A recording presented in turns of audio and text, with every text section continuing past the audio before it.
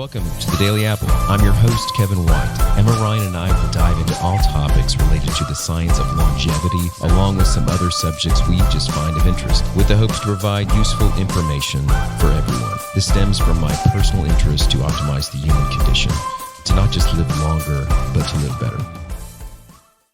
All right. Hey, everyone. Here again with Dr. Kevin White. Hello. We had a chance to just attend the Live Long experience in Palm Beach, Florida. While we were down there, we got a Clearly exam. If you haven't checked out the episode where we show the results of my Clearly exam, you should be sure to do that. That was pretty awesome. But also had the chance to attend the conference for a couple of days. So thought we would just sit down and give sort of our high-level impressions and then maybe talk about a few specific things we thought were interesting at the conference. So this was a different kind of conference than I typically attend. So obviously with my background as an academic researcher, most of the conferences I've been to have been, hardcore science, dive into the data. I think they're most interesting when there's a lot of back and forth and, kind of asking questions and probing and trying to really understand what the data means. I think that's what I'm used to. This was very different. This felt more like an opportunity where a variety of different people in the longevity space who were doing all sorts of different stuff came to speak. The audience was, my impression is, largely non-experts, just a lot of people who are interested in health, broadly speaking, maybe don't have a scientific background. And the presenters ranged from I guess people you would call influencers who don't really have any experience beyond being influencers, to people like Vonda Wright, who are practicing scientists, to medical doctors, CEOs of companies, venture capitalists. So it was a pretty diverse mix of speakers, which was cool, but different than conferences that I'm used to. I don't know sort of what your impressions were in that regard. Yeah, this is different. Yours are much more loaded with real scientists, PhDs, postdocs, guys really in the trenches of knowledge, and then I go to, ones typically have more clinicians and that sort of thing. This was different. But I think it was geared towards a different audience, right? And so the talks were also sort of a different level.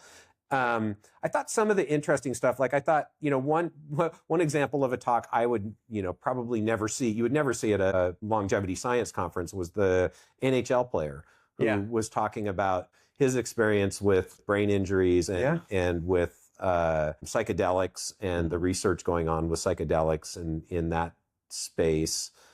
Super interesting. I don't know what the connection to longevity is, but he seemed like a really cool guy, and I think it's an intriguing area. Yeah. Did you talk to him at all? I didn't get a chance to talk to him during the meeting. Yeah. Did you? Yeah.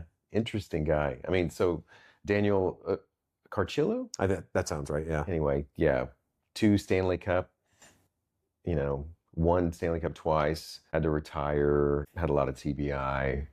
A lot of brain injuries because he was the big, what do they call him? The car bomb or something? Yeah. Because he spent more time in the penalty box than anybody. I don't keep up with hockey much, but I do enjoy it. But he, really had a reputation, and then got out, had a lot of, and he's upfront about he had slurred speech and, to the point of being suicidal, marriage falling apart, all these things. And talked about his experience with all this, and now he has a center in Oregon, right? I believe. I can't remember where it was located. Where they retreats and that sort of thing. But he's very well spoken, very intentional. Remembers your name. You can tell he's just a sharp guy. Yeah. But I really enjoyed talking to him. Yeah. And I do think again, I think there's a lot of enthusiasm about using psychedelics for everything, and again, for whatever reason, there's this overlap among people who are longevity enthusiasts and psychedelic enthusiasts, and I don't know exactly why that is. But I do think it's really interesting, and I've always thought that the consequences of traumatic brain injury, especially repeated traumatic brain injury, from a mechanistic perspective, are likely to overlap significantly with the kinds of mechanisms that drive age-related cognitive decline leading to dementia. And so I do think there are common molecular pathways involved, and that interventions that impact one positively have the potential to impact the other positively, right? So I think it's interesting from that perspective. Again, I don't really think there's any good data yet on psychedelics in the context of longevity or age-related brain disease. But anyways, it was an interesting talk that, again, I kind of like conferences where something I hear makes me think about a different thing I'd never thought of before, or think about something a little bit of a different way than I had thought of it before. For me, the one thing that came out of this conference that I think shifted it didn't make me think about something fundamentally differently, but shifted my opinion and interest a bit, was the talk on therapeutic plasma exchange from Dobry Kiprov. Obviously, I've been aware of therapeutic plasma exchange as an intervention in the space and its connection to heterochronic parabiosis in mice, which, again, probably most people listening know this already, but those are those experiments where you surgically connect an old mouse with a young mouse. They share a circulatory system, and what you see is that the old mouse, functionally, in at least some tissues and organs, appears to become more youthful in function and actually lives a little bit longer. And the young mouse appears to become older in function, so less functional. And so therapeutic plasma exchange is kind of half of that, where you're kind of diluting out, in principle, some of the bad stuff that is accumulated in the old circulatory system. And so Dr. Kiprov talked about this in the context of dementia and mild cognitive impairment, but there are other places where this technology, I think, is showing promise. And so I just thought it was really interesting. And so after that, I've done some digging, thought more about it, talked to some people in the space, and I'm actually starting to become pretty bullish on TPE as an intervention. And again, it's early. We don't have great data yet. I think there's a little bit of data in the realm of cognitive decline, but outside of that, I don't think we've got great data yet. But I'm intrigued by this as an intervention that could have value for longevity. And I think it's kind of the first thing I've seen where it at least makes plausible sense that it may be useful for reducing toxins that are present in the blood, heavy metals, microplastics. So I think there's some potential here for that as an intervention. And I've actually been talking with a company that specializes in this, and I'm going to try to do TPE myself, just give it a try. Really? Measure my biomarkers as comprehensively as I can, and see what I see. So hopefully we'll have an episode on TPE in the next few months. But yeah, this conference, it was good because it shifted my thinking on that a little bit. I'm not familiar with too much of the studies. I know about, the mouse study and everything you're talking about, but have they done any studies in humans where they follow biomarkers, and what are some of those things they followed, and what comes to mind? So again, I'm not an expert in all of the literature here. I know, and Dr. Kiprov talked about some clinical studies that they have done looking at, I think they were people with mild cognitive impairment. And so they were looking at both blood-based biomarkers, I believe, some of the common stuff, but also things like NFT and tau and amyloid in blood, and also functional tests. And I think the early data was, it's not the kind of thing that you're gonna feel 100% confident about, but it looked promising.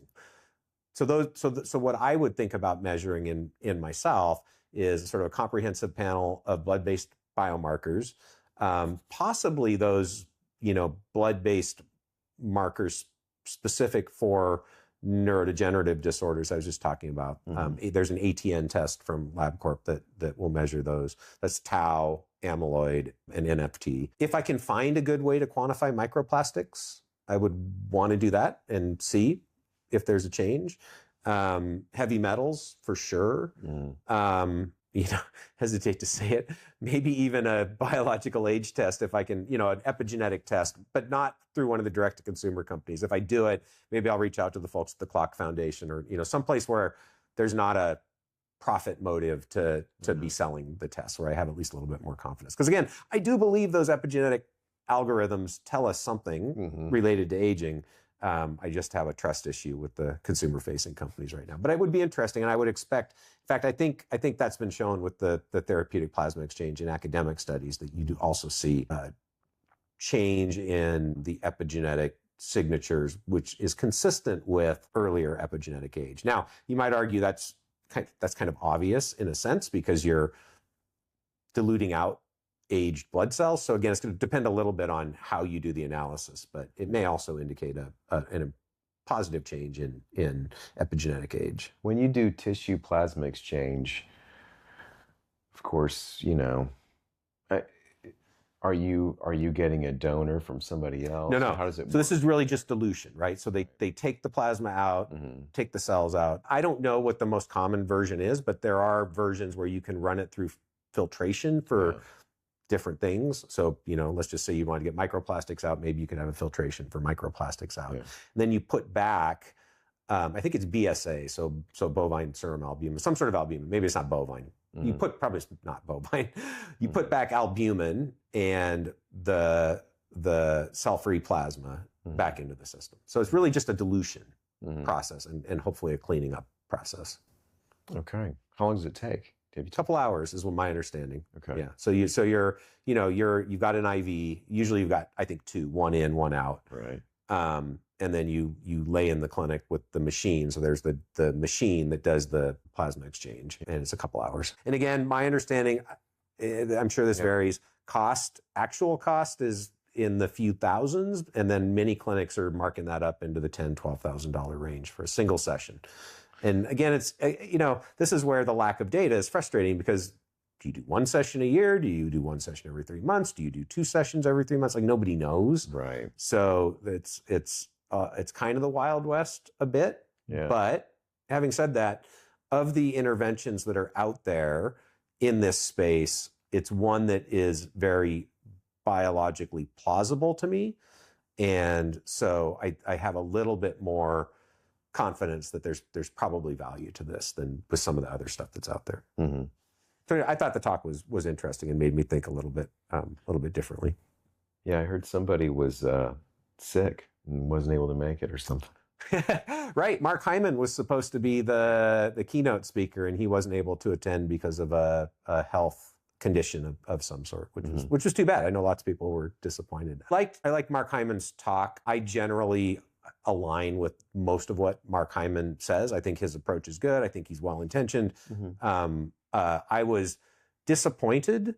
So I really liked the talk until he got to the part about sirtuins. And then I was rapidly disappointed in him. So he made a lot of mistaken claims about sirtuins, and particularly resveratrol, and said things that were debunked 10 years ago. Again, lots of respect for Mark Hyman. I agree with 90% of what he says. I think his approach around nutrition and exercise and sleep, and that's all real good stuff. And he should just stay in his lane, because if you're going to pretend to be an expert, you've got to do your homework. And he did not do his homework. And that I found very disappointing. It's not helpful to spread misinformation when you have a podium like he does. And so I wish he had been there, because I would have told him that in person in probably a little bit more politically adept way.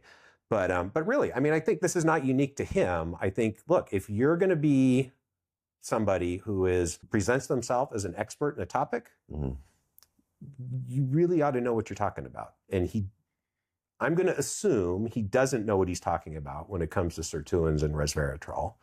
And there's really no reason to bring it up. So it's not okay to spread misinformation, in my view. And unfortunately, he did that in his talk.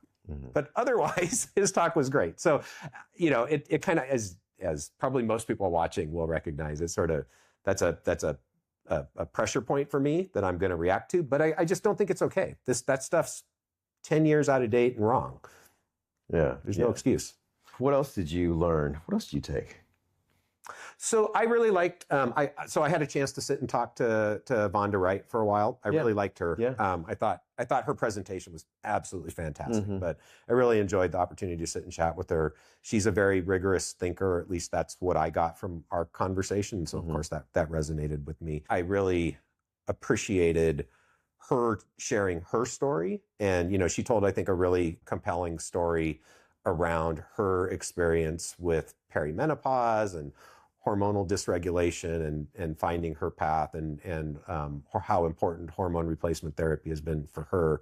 So I thought that was really good. And then, I was a little bit disappointed the second day when Michael Grieger got up and made what I thought was a very dismissive and insulting comment directed at her, and then showed misinformation around hormone therapy to scare people, basically. Again, I thought that was a really unfortunate example of somebody who has gained a podium, has self-proclaimed themselves as an expert, and then basically got up on the stage and insulted a really solid scientist and spread misinformation that harms people. Basically, he said, yesterday we heard this ad for hormone replacement therapy, and now I'm going to show you the truth. And he put up an old study that's been discredited and basically said hormone replacement therapy in women causes cancer and dementia and depression. And I was like, again, it's just not okay. Yeah. That kind of thing just, again, I think we can have a legitimate conversation around hormone replacement therapy in women and men and look at the data. And sure, different people can have different opinions on what we think we know based on the data we have. Like, that's legitimate. To present data that has been widely discredited, like the interpretation, I think, is widely discredited in a way where it's stated as if it is a fact that hormone replacement in women causes all these bad things, and stated in a way to scare women. It's just not okay. Even if you believe it, like, you at least know that there are other opinions out there, and you should be willing to accept the possibility that your interpretation might be wrong. Yeah. I just, and again, I think in that case, so many women, I believe, were harmed by the misinterpretation or overinterpretation of the initial Women's Health Initiative study, that to continue to propagate that, just not okay. Yeah, 20 some years later. Yeah. And that, again, that was probably my biggest disappointment in the conference, was that I felt that there was a lot of good information presented and there was a lot of misinformation presented. And I think that was intentional. I think the organizers wanted to have a diversity of voices, and that's fine. There needs to be then an opportunity to discuss where the differences of opinion are and where misinformation that is provably misinformation has been presented. Label it as such. Let people who are actual experts in the topic explain why this is not correct, so that the audience, because I think what happens is when you don't have the opportunity for that conversation, the audience comes away thinking this is a controversy, or I don't know who to believe, or this field's a mess. Some right? Confusion. Yeah, there's definitely confusion. When talking to people. Yeah. So that was my disappointment, was that and we see this in our society all the time.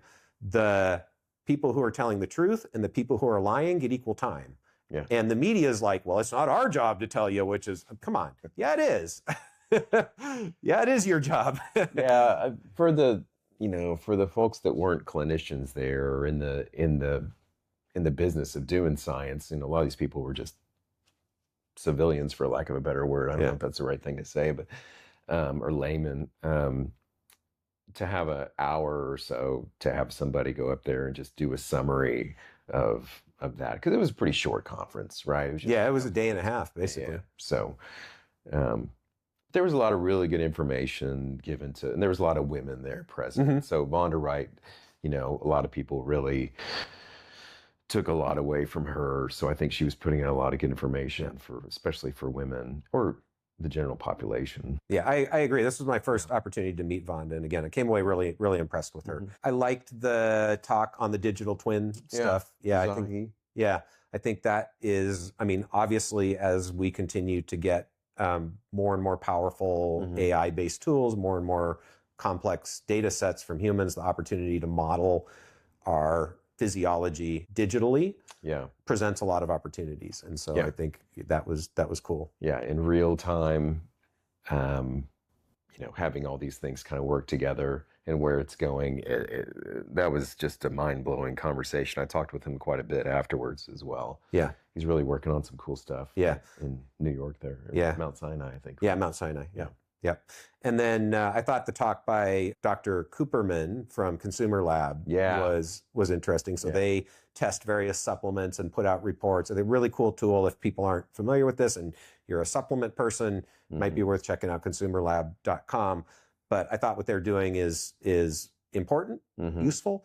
That's another example, though. And and in his case, it wasn't misinformation. I think that's an example where there was a genuine, disagreement between informed people about the data that we have. So he made some comment about how, he thinks people shouldn't be taking vitamin D supplements and that, even being below 30 doesn't matter. And I actually, raised my hand because in that talk, there was actually a time for a little bit of discussion and, said, well, I think what I said was, because he made it sound like this is established fact. You shouldn't take vitamin D supplements, and it's okay if you're around 20 or 30.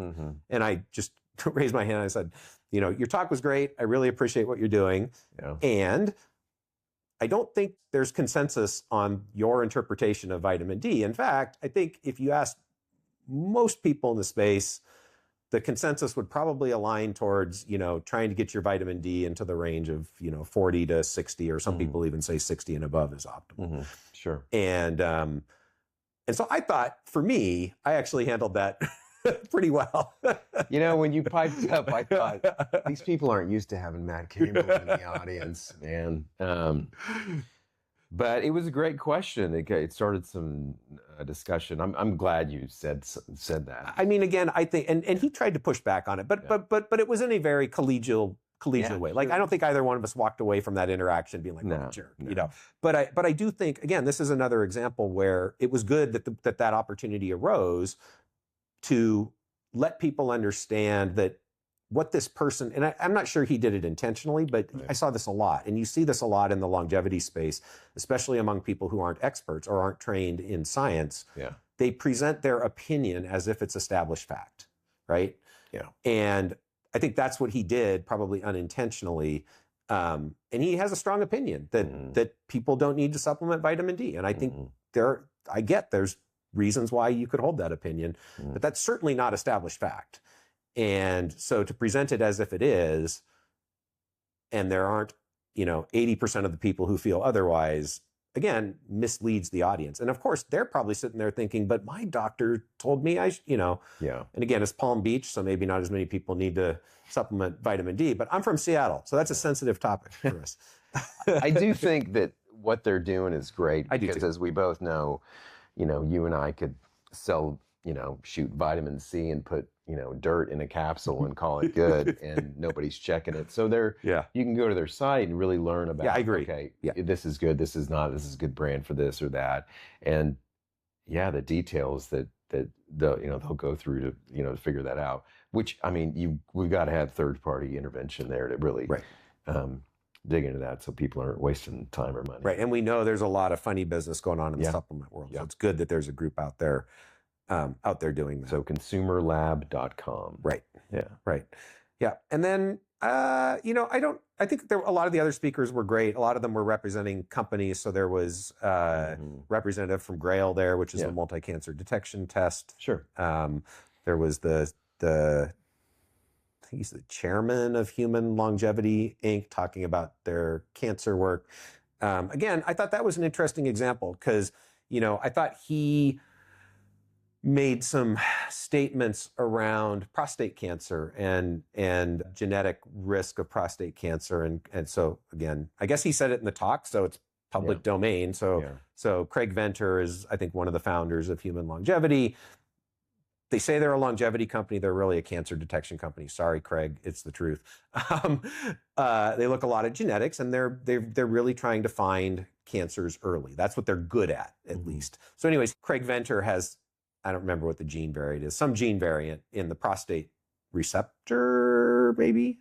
Yeah. Or no, testosterone receptor. That's what it was. Yeah. He has some genetic variant in the testosterone receptor that makes him hypersensitive to testosterone. Right. I doubt there's any data actually. Maybe there's data showing that he's hypersensitive to testosterone. But then he went on to say, and Craig took one dose of testosterone and developed prostate cancer. And immediately my bullshit alarm went off. I'm like, come on, man, you can't. be a scientist. You cannot draw that causal arrow. And somebody called him on it, which I thought was good. Yes. Yeah. But again, he tried to double down and be like, no, we know. And I'm like, no, you don't know. Yeah. So anyways, I just wish people would be more rigorous in their thought. Like, you know, if you go, and again, maybe that's the difference between a science conference and a less science conference. Less science, longevity, live long. Yeah. And again, maybe I need to back off on my, you know, approach to rigorous thinking. No. But I do think if you're, you know, no matter who your audience is, we should be careful to appropriately express our lack of certainty on things where we can't have a lack of certainty. And I felt like for many of the speakers here, that wasn't the case.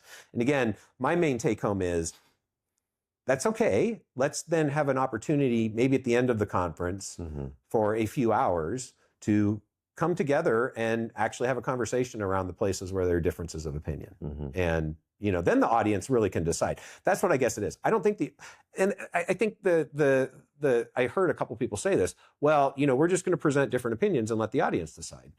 And the problem is there's no way they can decide when two people who claim to be experts or who have big followings on YouTube, which doesn't mean they're an expert, but whatever, they're celebrities. Right. When they say different things, how is the audience supposed to really be able to look at that and evaluate? Flip a coin. Yeah, right. Yeah. So I think if there was an opportunity to really have a conversation and probe, why do you think that? What's the evidence that supports your position on this? I think then people would have a better ability to really understand. Like, I think the vitamin D thing's a good example. I think he probably could have presented studies that were consistent with his opinion, right? And I could have presented lots of studies consistent with mine. And then people could appreciate, hey, this is not a solved question, right? We don't know who's right. Right. And so that's okay. That's how science is sometimes. But then there are things where somebody's clearly just spreading BS. And that will become apparent if somebody who really knows the literature or the information that's out there is pressing them on that. And then the audience can make a reasonable decision about where they want to land. So I just like to see more of that in the future. But again, I thought the nature of the diversity of the types of talks, the speakers that they had by and large were really high quality. The venue was cool. I'd never been to the Palm House in Palm Beach. Yeah, that was pretty. Definitely not my style, but It's not your style. Kevin's like, this is definitely not Kaeberlein style. No, you're. But it was fun. It was cool, and I had a good time. It was all in all a great trip. So thanks to Brad Edmond and the team at Live Long Media for putting that on. Yeah, it was fun. Yeah, hopefully after this video he'll invite me back. We'll see. All right. Anything else that came to mind from that trip? No, it was just, you know, I didn't take anything different. You know, like you said, plasma exchange thing, I never really gave that much thought. I didn't dive in as deep, you know, afterwards, and I'm still not quite as familiar and gung-ho on that quite yet, but I'll be interested to see what you did. I'm interested to see how my experience goes too. I'm looking forward to that. Yeah. But cool. All right. Well, thanks. Thank you. Yep. Thank you, as always, for watching the OptiSpan podcast. If you've got any questions or comments about what a big jerk I am, feel free to leave them below. And I hope to see you next time on the OptiSpan podcast.